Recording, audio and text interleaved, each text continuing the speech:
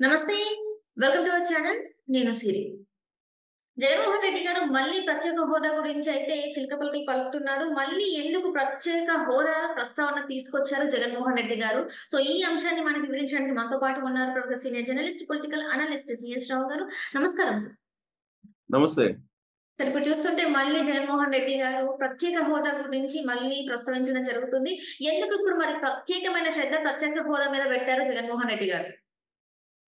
ఇప్పుడు జగన్మోహన్ రెడ్డి ఏదో ఒక అంశాన్ని తీసుకొని ప్రజల్లోకి వెళ్ళాలి అనేటువంటి ఆలోచన చేస్తున్నారు. హ్మ్. ఆయన అసెంబ్లీకి అటెండ్ అయ్యేటువంటి అవకాశం తక్కువగా ఉంది. రైట్. అసెంబ్లీకి అసలు హాజరవుతారా? లేదా ఎమ్మెల్యేగా ప్రమాణం చేస్తారా? లేదా అనేది కూడా డౌట్‌గా ఉంది. హ్మ్. సో, కాబట్టి జగన్మోహన్ రెడ్డి జనంలో ఉండాలి. గతంలో కూడా ఆయన 2014 నుంచి 19 మధ్యలో ఒక సంవత్సరం, 1.5 సంవత్సరం మాత్రమే అసెంబ్లీకి అటెండ్ అయ్యారు. ఆ తర్వాత ప్రజల్లోకి వెళ్లారు. ప్రజల్లోకి వెళ్లి పాదయాత్ర చేస్తూ ప్రజల్లో ఆయన మమేకం కావడానికి ప్రయత్నం చేశారు. హ్మ్. అలానే ఇప్పుడు జగన్మోహన్ రెడ్డి మళ్ళీ ప్రజల్లోకి వెళ్ళటానికి ఒక అంశం అయితే కావాలి. గతంలో అనేకమైనటువంటి అంశాలు ఆయనకు దొరికాయి. 2014 నుంచి 19 వరకు హ్మ్. తీసుకుంటే గనుక ప్రత్యేక హోదా అనేటువంటి అంశంతోటి ఆయన ఎలివేట్ అయ్యాడు. తర్వాత రైట్.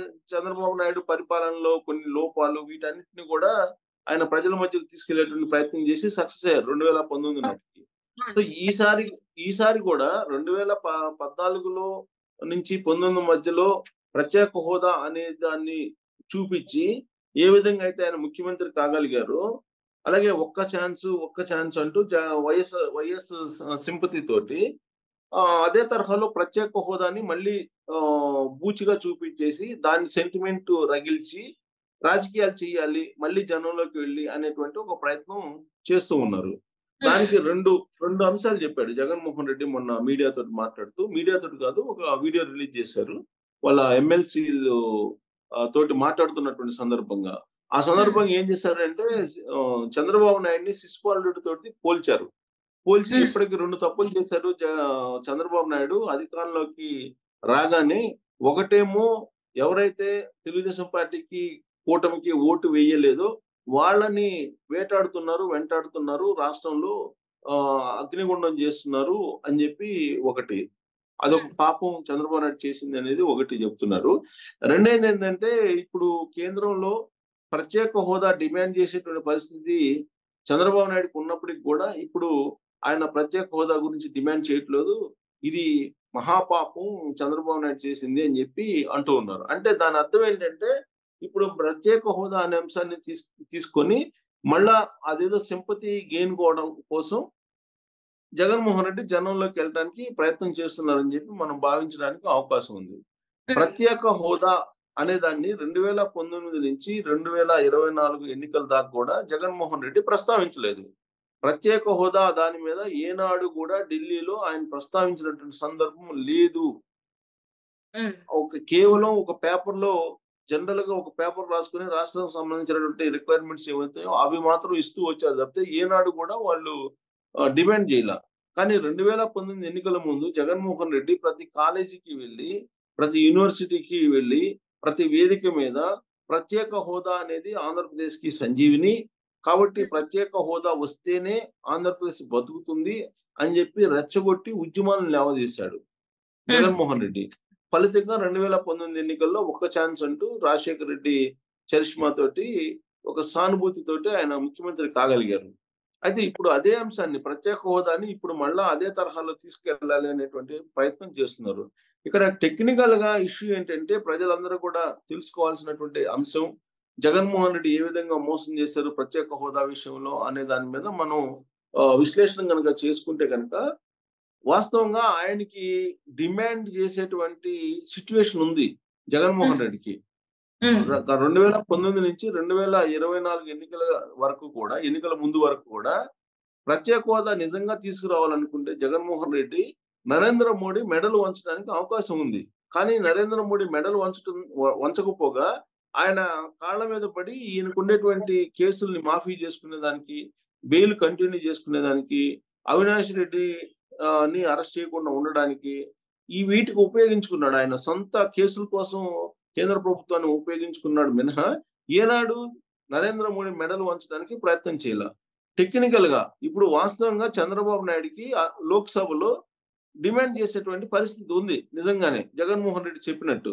ఏది ప్రత్యేక హోదాని డిమాండ్ ఎందుకంటే ఇప్పుడు కేంద్రంలో ఏర్పడినటువంటి సంకీర్ణ ప్రభుత్వం చంద్రబాబు నాయుడు ఎంపీలతోటి అంటే తెలుగుదేశం పార్టీ ఎంపీలతోటే ఉంది కాబట్టి కీలకమైనటువంటి పొజిషన్ లో ఉన్నారు కాబట్టి ఇప్పుడు చంద్రబాబు నాయుడు కనుక ఎన్డీఏ కూటమి నుంచి బయటకు వస్తే ప్రభుత్వం పడిపోతుంది.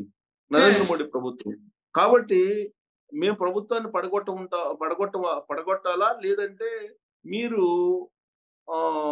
ప్రత్యేక హోదా ఇస్తారా అనేటువంటి డిమాండ్ ఎందుకు చేయలేకపోతున్నాడు చంద్రబాబు నాయుడు అనేది ఇప్పుడు జగన్మోహన్ రెడ్డి చేస్తున్నటువంటి ఒక ఇస్తున్నటువంటి ఒక సందేశం. అయితే ఇలాంటి సిచ్యువేషనే ఇలాంటి డిమాండ్ చేసేటువంటి సిచ్యువేషన్ జగన్మోహన్ రెడ్డి కూడా వచ్చింది. ఎక్కడ వచ్చింది ఆయనకి? రాజ్యసభలో వచ్చింది ఆయనకి. ఇప్పుడు 2019 నుంచి 2024 మధ్యలో ఆయనకి లోక్సభలో రాకపోవచ్చు, కానీ రాజ్యసభలో వచ్చింది జగన్మోహన్ రెడ్డికి. నరేంద్ర మోడీ మెడలు వంచడానికి అవకాశాలు అనేకం ఉన్నాయి, కానీ జగన్మోహన్ రెడ్డి నరేంద్ర మోడీ మెడలు వంచాలని ఏనాడు కూడా అనుకోలేదు. ఆయన ఏనాడు అనుకోలేదు, ధైర్యం చేయలేదు, సాహసం చేయలేదు. ఎంతసేపుడికి ఆయన సొంత కేసులు వీటి తప్ప ఆయన ఏనాడు ప్రత్యేక హోదా గురించి మాట్లాడలేదు, ప్రత్యేక హోదా తీసుకురావాలనే ఆలోచన కూడా చేయలే. సరే, ఇప్పుడైతే లోక్సభలో చంద్రబాబు నాయుడికి అనుకూలమైన పరిస్థితులు ఉన్నాయి ప్రత్యేక హోదా డిమాండ్ చేయడానికి.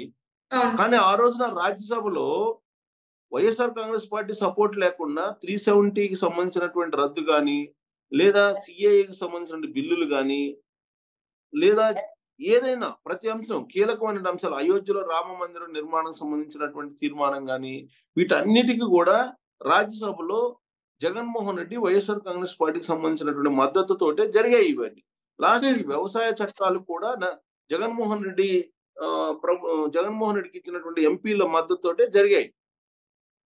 సో లోక్సభలో అప్పుడు 22 మంది ఎంపీలను ఇచ్చారు. మరి 22 మంది ఎంపీల చేత రాజీనామా చేయించలేదు. రాజ్యసభలోనేమో డిమాండ్ చేసేటువంటి పరిస్థితి ఉన్నప్పటికీ కూడా రాజ్యసభలో డిమాండ్ చేయలేదు. డిమాండ్ చేయకుండా జగన్మోహన్ రెడ్డి మొత్తం 5 సంవత్సరాలు కాలం వెళ్ళబుచ్చాడు. ఇప్పుడు మళ్ళా ప్రత్యేక హోదా ఎందుకు అడగట్లేదు చంద్రబాబు నాయుడు అంటున్నారు.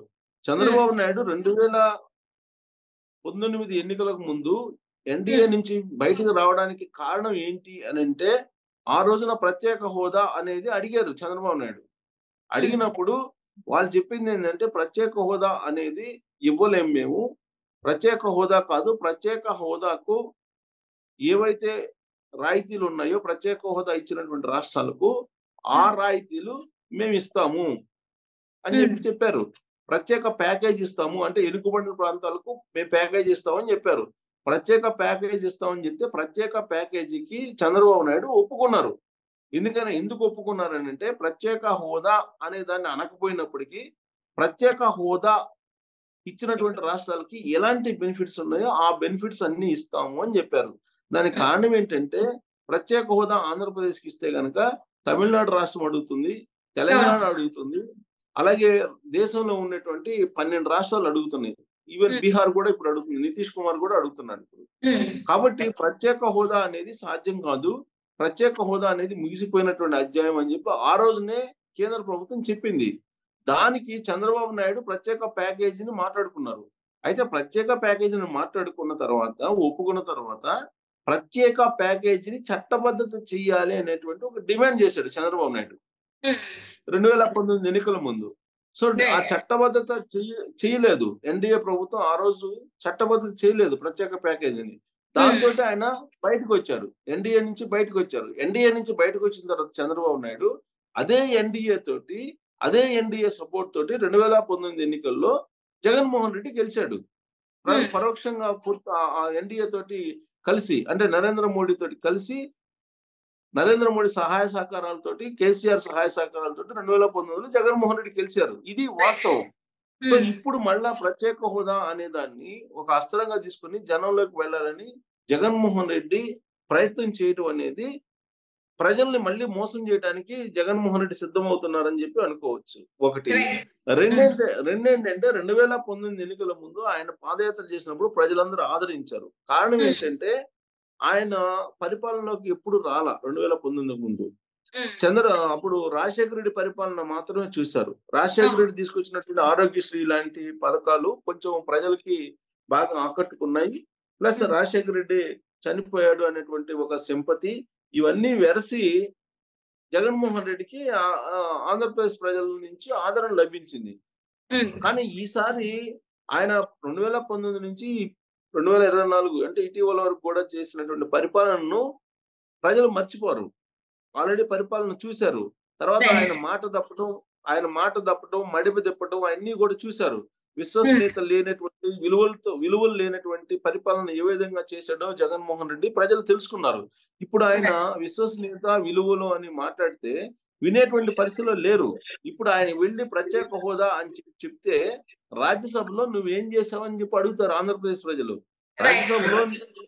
రాజ్యసభలో బిల్స్ పాస్ కావాలంటే వైఎస్ఆర్ కాంగ్రెస్ పార్టీకి సంబంధించిన మద్దతు కావాలి కదా బీజేపీకి ఆ రోజున. మరి ఎందుకు ఉమ్, మద్దతు ఇచ్చావు? ప్రత్యేక హోదా ఎందుకు అడగలేదని చెప్పి నిలదీస్తారు ఆంధ్రప్రదేశ్ ప్రజలు. కాబట్టి right.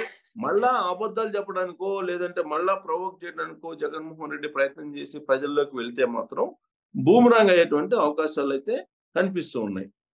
Right sir. Right. Thank you so much sir. మీరు మాతో పాటు జూమ్ కాల్ వచ్చిన ధన్యవాదాలు సార్. Thank you.